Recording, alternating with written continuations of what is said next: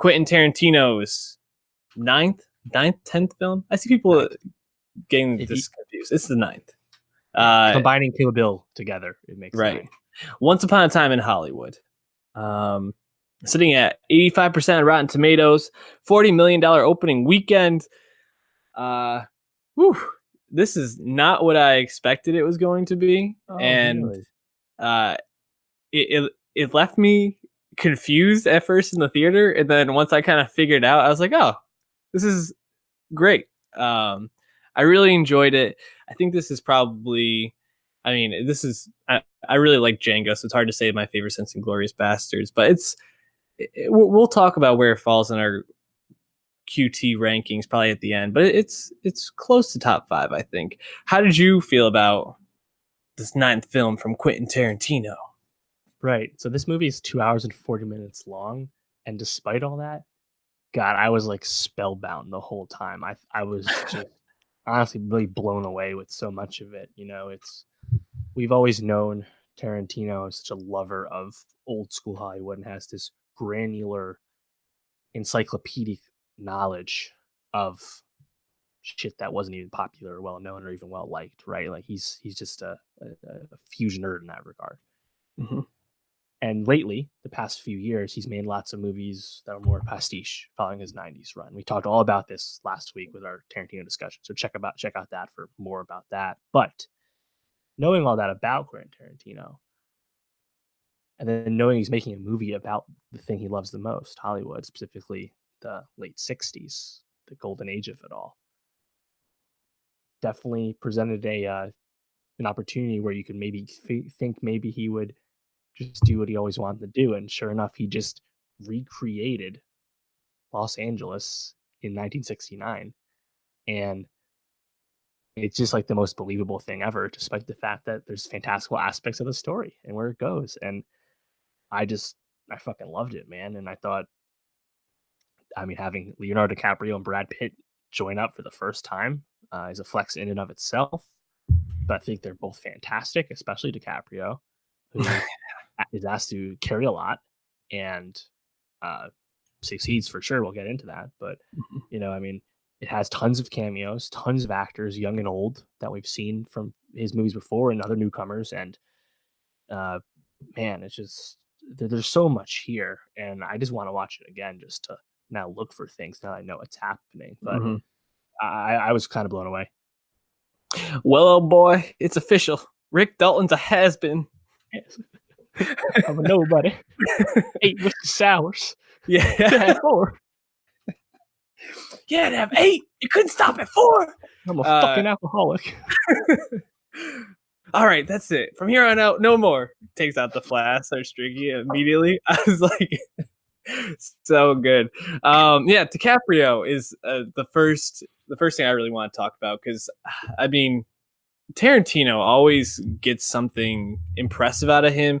You think about him as Calvin Candy in Django, and he's in that movie for 30 minutes out of like a 2-hour movie, and he got nominated for a supporting actor. And just unbelievable. He steals almost every scene he's in that. I feel like he's almost better in this. This might be my favorite DiCaprio since Departed, maybe? I don't even know if I'd say Departed. Did you not like Revenant? You didn't like watch him get fucked up by a bear? he was good in that, but it's such a this is better than that. Yeah, obviously. Such a survival performance in that. He gets just to be so. I think Wolf of Wall Street's probably the one to go with, just because that's such a charismatic, showy performance. A lot of meat on that bone. Either way, this is top tier Leo, which is really impressive to say, because Leo's in his late 40s. He's been on the block forever at this point. Yeah, he's just magnetic in this film and plays this really sweet, insecure star. Supposed to be like Burt Reynolds-ish, I guess. Yeah. And the thing is, there's that scene in the trailer where the little girl says, "That's the best acting I've ever seen," and he starts to tear up, and I feel like that really captures that character so well. He's that insecurity drives him at all times, and the way that he interplays with Brad Pitt's Cliff Booth is so good because basically they were just like, all right, you're gonna be this insecure movie star, and you're just gonna be a mix of Aldo and Rusty from uh, Ocean's 11. And man, Brad Pitt, it was really fun to watch him, and even though I mean his character I think is not as not as fun to watch as Leo. Obviously, still every time you're with him, you really just kind of get into the scene. Like I was really worried about him when he goes up to Spawn Ranch and Yeah, just like the eeriness of that, and that scene just in general left me just flabbergasted. right. Um, and I think, and this is just kind of circling back to where we started. My expectations for this movie was that this would be a little bit more like like a Pulp Fiction or something like that. But really, it felt more like Jackie Brown Yeah, in a lot of definitely ways. warm. And yeah, really warm, really sweet, but really had moments where your anxiety was really up. And he builds that tension, that drama so well, so masterfully. I mean, Tarantino is just obviously one of the best directors of our time. What other characters or performances stood out to you? Yeah, I mean, well, just another thing on Pitt when they show him leaving uh, Rick's house, I think believe to go home for the first time, and you see him just whip it down. Was it Sunset or Hollywood Boulevard, wherever it was, Yeah. and it's just recreated '60s LA street the whole time. Meanwhile, he's fucking flying down this road. I mean, I could have watched him just drive for 30 minutes. That was Hmm. fucking epic. Hmm. And but oh my god. Honestly, I mean, you Spawn Ranch, right? There are real life characters in this movie. That's kind of the obvious stuff. The Manson family is here. The Manson murders are here. Sharon Tate is Margot Robbie, and your whole time you're set up to expect to see that murder. And it's like, oh, is that distasteful Tarantino again? No, no, it's another alt history like Inglorious, and you find that out in time. But seeing all the real life characters and real life references, even beyond the obvious stuff like the Mansons, like Damian Lewis cameos as fucking Steve McQueen at the Yeah. Playboy Mansion scene. It just has like like 4 lines. And later on, you have Leo. Uh, you see a scene of Leo if he was actually in The Great Escape, that Steve McQueen classic movie, and like apparently Rick had lost out for it. And oh man, it's just the world is just this fictional alt LA is just drawn to a T in such a way that whether it's real life figures or background settings or the intricacy of the TV production landscape Hmm.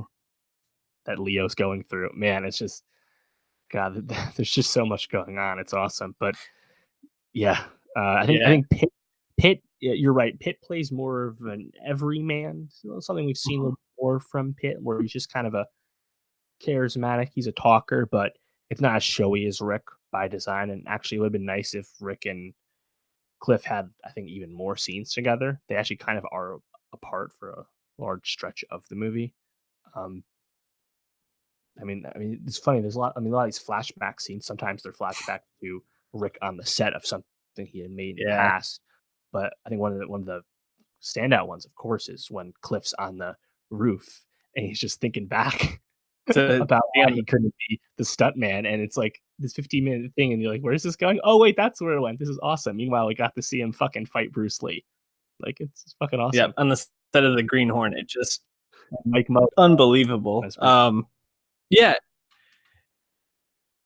what a freaking flex by Tarantino. Like writing the script and being like, I'm just gonna have a 15-minute like memory of Brad Pitt fighting Bruce Lee. And this is, I think, really what's at the heart of this is Tarantino just wanted to make this movie where he had all these ideas about Hollywood and these what ifs and these fun like quips or stories he might have thought of or heard like third hand. He just wanted to like put them all in a movie somehow. And it just makes it so much fun to go story to story. And where, I got to about the part where it jumps forward 6 months, and I was like, Italy, not much has happened in this movie. You know, this really took place around like what, like 3 days or something like that, maybe 2 days, right? and Apart from the flashbacks, yeah, and then all of a sudden we jump forward 6 months. And I'm like, how are we jumping forward at this point? Like, how much time is left? I don't understand where this movie's going. And then, it gets into the Tarantino ultra violent kind of rewriting history a bit.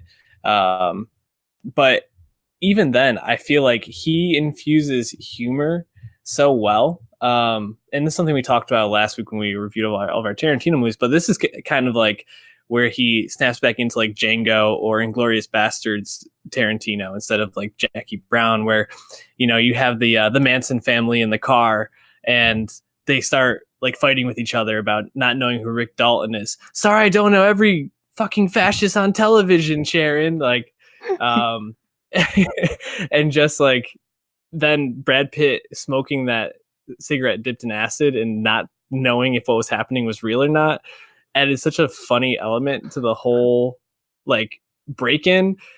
I was just like amazed at how, and then Brad or Leonardo DiCaprio, Rick Dalton, literally just filleting that girl in the pool.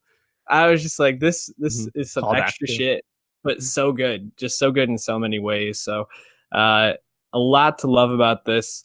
What else stood out to you? Or what else did you like? I know there's a lot to Oh, of course. break down. I thought Pacino was really good as Marvin Schwartz, not Schwartz, the producer. I thought he made a nice impression early on. Um, Hmm. Austin Butler really impressed me as Tex, who is the real life Yeah. one of the real life murderers, of course. And I'm a lot more excited about him playing Elvis in the Baz Luhrmann Elvis movie now, because he Hmm. was just cast in that. I liked him a lot.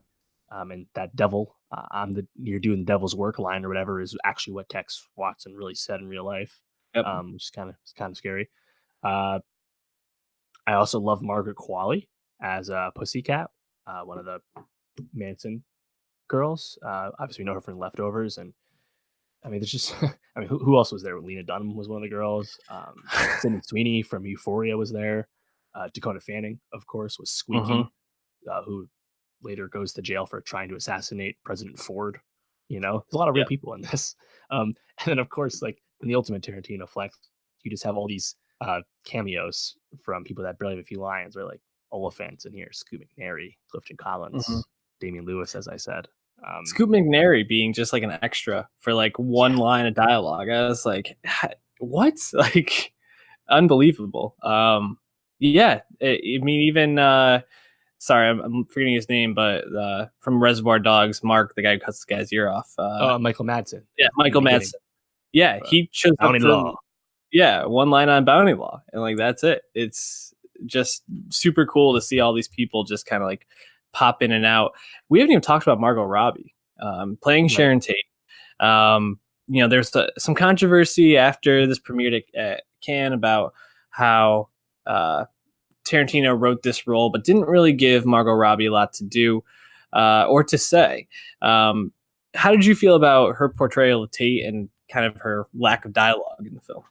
Right. And I did think Margot at that time responded well, saying that she, read the script and knew what role she was signing up for. So I feel like a lot of people were like kind of like ignoring her thoughts on the matter when charging Tarantino with this. So I thought she handled that well. But yeah, I really I like what she did, and I like what Quentin was doing with it, because I mean the best moment for her is probably when she goes walking down the whatever street that was and goes to see one of her movies in the theater, Hmm.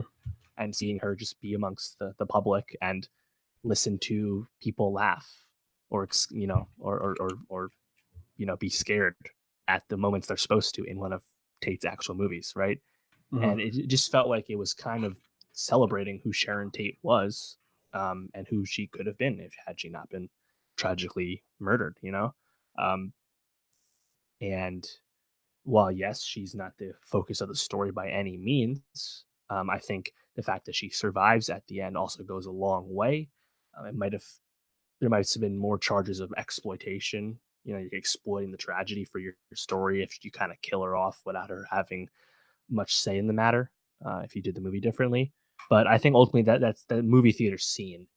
Um, Really just kind of makes you think about what could have been, of course, and it also adds into. I mean, there's a lot of other meta stuff going on in this movie, and a lot of other commentary. So it just kind of fit the vibe Quentin was going. But what did you think? Did you want more from Margot? Because again, she isn't in the movie a whole lot, to be fair. Yeah, I mean, I think I did want a little bit more, but I didn't really have a problem with the way the role was written. She's magnetic every time she's on screen. You just can't take your eyes off her. And I mean, it helps that she's just an incredibly beautiful person, but really, just her overall spirit and charisma Screen shine through no presence, matter what role she's playing. Um, yeah, that I loved that movie theater scene, like watching her like bop down the street, the way it like followed her shoes as she's walking down the street. I thought was a really cool shot. So, seeing her like look around the movie theater as they're watching The Wrecking Crew. That Dean Martin film that Sharon Tate was in was really cool. And actually, like then seeing the actual Sharon Tate on screen, I felt like was like a nice right? like nod. Good point. Just really, really well done. And also with her at the Playboy Mansion scene dancing, you already kind of talked about it with Damian Lewis as Steve McQueen, but I thought she was like magnetic in that as well and fun to like watch her like be like a 60s hippie type person at that Right. point. Um, you know, I'm sitting here and I'm thinking about things that really stood out to me about the film. And what I really liked about this movie was how quickly it put you into place. It really made you feel like you were in LA. The setting, the set design, showing the different uh, restaurants and really actually showing like the old school places I thought was really great. Mhm. And then also the music in this was really, really well done. The first song that comes to my mind when I think about this is "Hush" by I think it's Deep Purple. That plays I think earlier in it, but then there's also a good Rolling Stones drop later on. I'm forgetting what the song is at this time, but there was just a lot of really good song drops. I felt like it really gave you a sense of place very quickly. So just overall, really, really. Oh, and of course the Mrs. Robinson drop when Pitt's watching the hippie walk across the street. Just Hmm. a really wonderful movie moment. I felt like any songs or anything like that that stood out to you. I think you got. Film. I think that nails him. To be honest. Where's this Yeah. fall for you with Tarantino? Well, here's the thing, man. Like a lot of his movies don't have like a grand metatextual message all the time, and movies don't need to do that. But Mhm.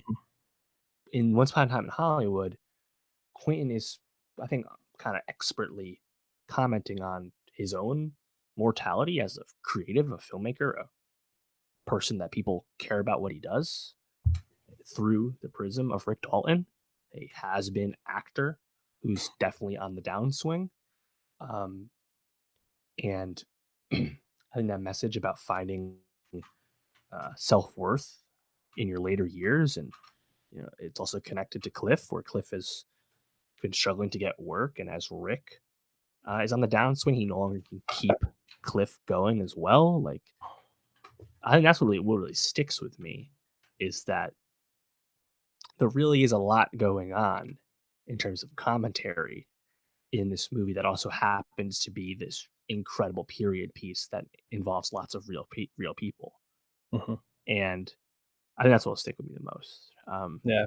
And in terms of where it ranks, I think top five for sure. I think that's safe ass bar. I mean, what I say, I had Pulp, Kill Bill, and Mm, Bastards yep. are. I had Reservoir Dogs 4. I mean, shit, this might be 4 or 5. 3 or 4. I don't know. I really Wow. want to see it again, man, for Topping sure. Bastards. Damn. Says a lot. It's I'd tough. probably have it.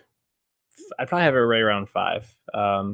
Django, Bastards, Pulp are pretty unassailable for me. It might be 4. I really like Reservoir Dogs still though, so I'd probably go four or Yeah. five. And we're playing The those two the together. thing is, it's like this.